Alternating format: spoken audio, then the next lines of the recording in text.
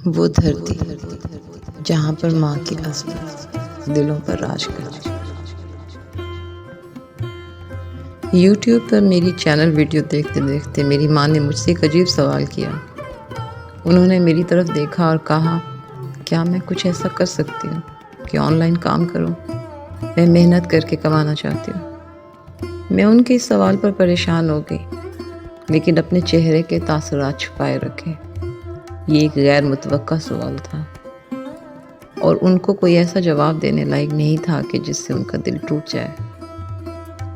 میں نے ان کی آنکھوں میں امید دیکھی اور ہزاروں ٹوٹے ہوئے خواب ان میں نظر آئے۔ میرا دل ان کی کیفیت جان کر غم میں ڈوب گیا، لیکن مجھے اپنی ماں کو وہی سب کہنا ہے جو انہوں نے مجھے ساری عمر کہا۔ میں نے کچھ ٹھہر کر بہت اطمینان سے ان کو جواب دیا، ہاں بالکل، کیوں نہیں، آپ بہت کچھ کر سکتی ہیں۔ آپ کی تحریروں کو ہم یوٹیوب پر چینل بنا کر ساری دنیا کو دکھا سکتے ہیں۔ شاید ان کے لیے بھی میرا جواب غیر متوقع تھا اور وہ سننا بھی یہی چاہتی تھی۔ ان کی آنکھوں میں عجیب سی روشنی پیدا ہوئی اور مسکرانے لگی۔ پھر بہت جوش اور جذبے سے وہ بتانے لگی کہ انہوں نے جو بھی زندگی میں محسوس کیا ہے اس کو لکھ کر محفوظ کیا۔ میری والدہ کی عمر اس وقت 80 برس کے قریب ہے اور میں ان کے بچپن سے لے کر بڑھاپے تک کے بہت سے خوابوں، ناتمام حسرتوں کا کچھ احوال جانتی ہوں۔ ظاہر ہے ہم دونوں ایک ہی سمت سے تعلق رکھتے ہیں اور ایک ہی دنیا، ماحول اور وقت میں موجود ہیں۔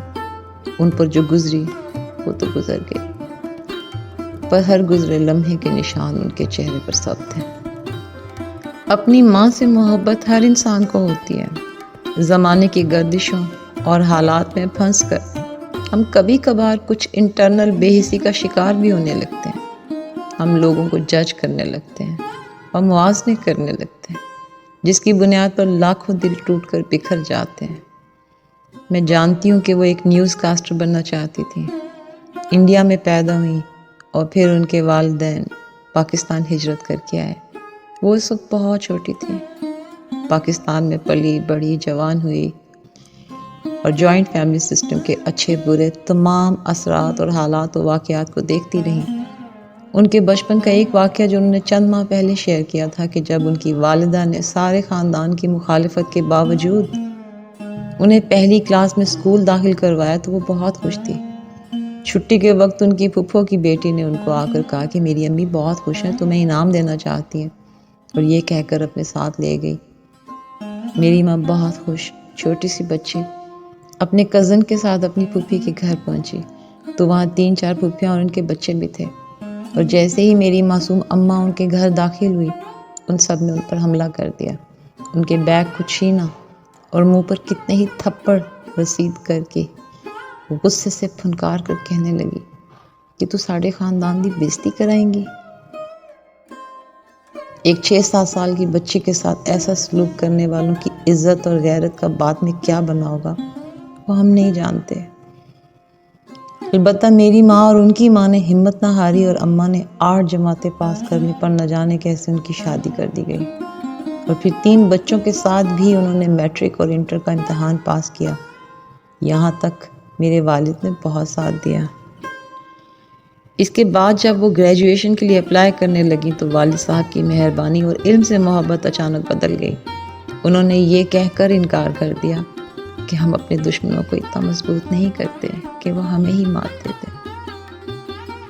میری پیاری اماں، جن سے مجھے ساری عمر شدید محبت رہی، پر میں ان کے نقش قدم پر نہیں چلی۔ میں ان کی بہت سی باتوں کی قدردان ہوں، مگر ان کے چند فیصلے مجھے بہت دکھ دیتے رہے، اور انہوں نے پچھلے 10 سالوں سے اپنے آپ کو گھر میں قید کر لیا، جس پر میرا دل شدید احتجاج کرتا ہے۔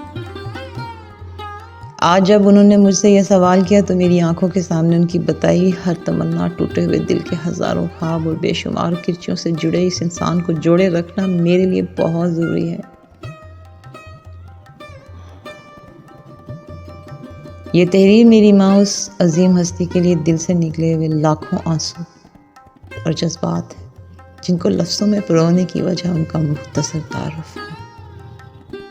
میری ماں اپنے لیے دختر بطول فاطمہ کا نام چنتی ہے، اس لیے ان کو اسی نام سے پکارا جائے گا۔ اور وہ اپنے آپ کو کیمرے کے سامنے نہیں لانا چاہتی ہے تو ان کی کوئی تصویر نہیں لگائی جائے گی۔